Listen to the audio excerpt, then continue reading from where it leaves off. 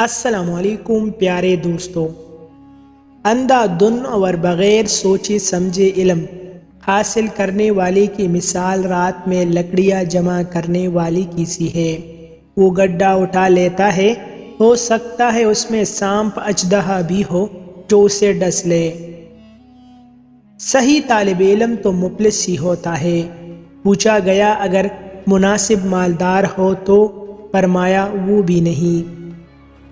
زندگی میں 3 مرتبہ مجھ پر فکر فاقہ کا دور آیا، گھر کے زیورات بھی بک گئے، لیکن میں نے قرض لے کر کوئی چیز رہن نہیں رکھی۔ شرک کے علاوہ ہر گناہ کی مغفرت کی امید ہے، لیکن گمراہی کا معاملہ بہت سخت ہے۔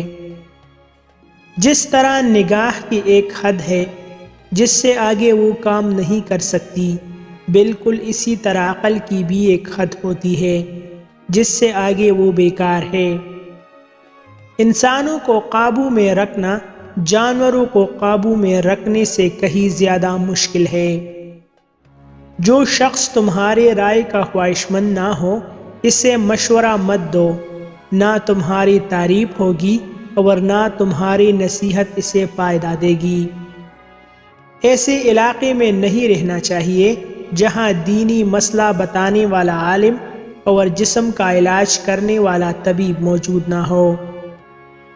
تفریح میں باوقار رہنا بے وقوفی کی علامت ہے۔